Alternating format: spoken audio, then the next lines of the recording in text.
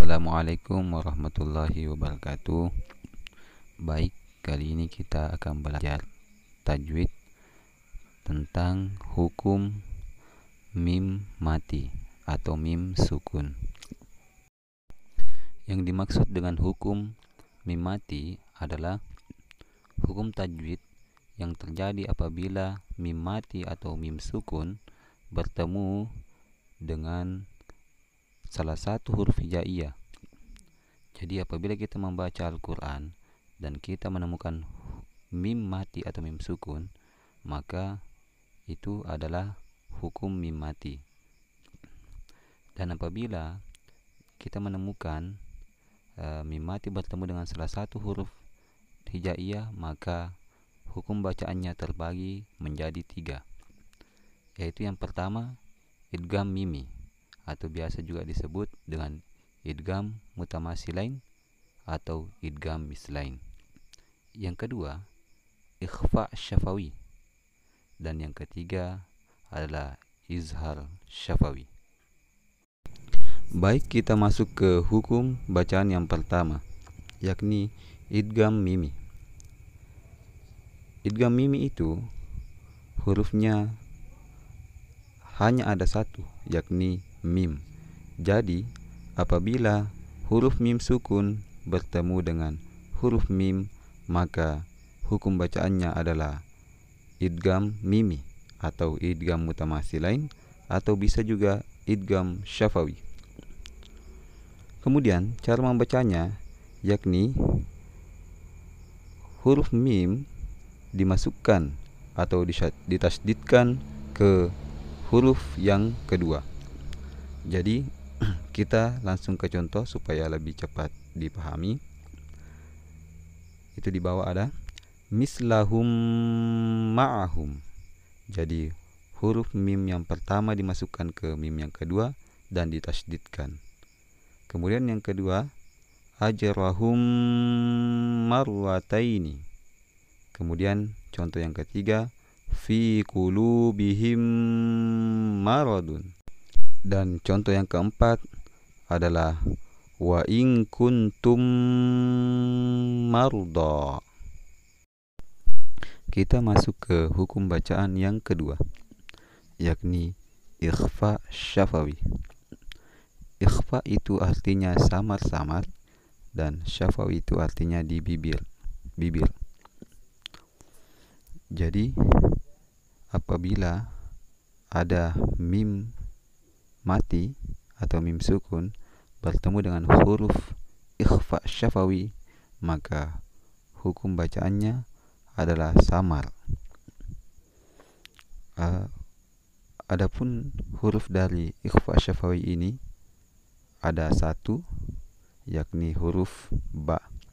Jadi ketika ada mim sukun atau mim sukun atau mim mati bertemu dengan huruf ba, maka hukum bacaannya adalah ikhfa syafawi dan dibaca samar dan dibaca disertai dengan dengung.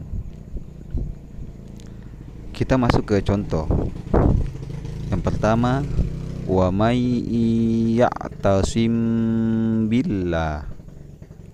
Yang kedua wa ma hum bi kharijina. Yang ketiga taqikum ba'sakum.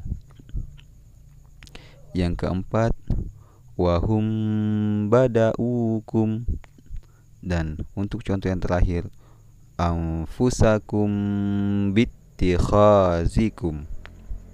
Itu untuk hukum bacaan yang kedua, yakni ikhfa syafawi. Selanjutnya kita masuk ke hukum bacaan yang terakhir atau yang ketiga dari hukum bacaan mim sukun. Yang ketiga itu adalah izhar syafawi. Izhar artinya jelas, syafawi artinya bibir. Jadi apabila ada mim sukun bertemu dengan salah satu huruf izhar syafawi, maka hukum bacaannya dibaca jelas.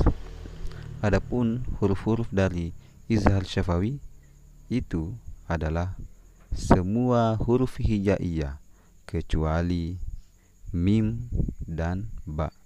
Mim tadi sudah masuk ke idgham mimi dan ba tadi sudah masuk ke ikhfa syafawi. Jadi huruf dari izhar syafawi ini semua huruf hijaiyah selain atau kecuali dari huruf mim dan ba.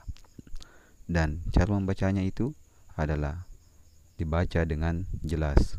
Kita masuk ke contoh. Fi amwalihim haqqun. Saya ulang ya. Fi amwalihim haqqun.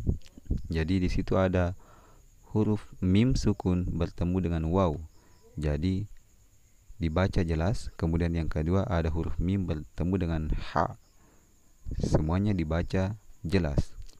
Kemudian contoh yang kedua, ka'amsal.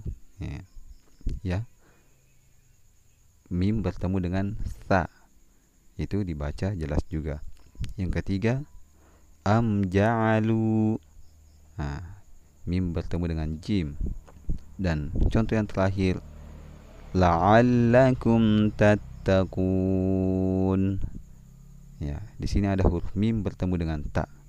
Jadi intinya apabila kita menemukan huruf mim sukun bertemu dengan selain huruf mim dan ba, maka itu dibaca jelas.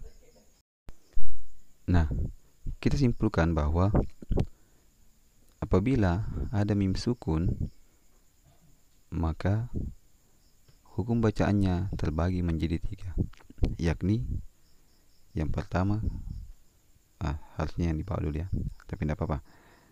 Yang pertama itu izhar syafawi. Ya, jadi izhar syafawi itu hurufnya adalah semua huruf hijaiyah selain mim dan ba, dan cara membacanya itu adalah jelas. Kemudian ikhfa syafawi itu hurufnya adalah ba, dan cara membacanya adalah samar-samar dengan dengung.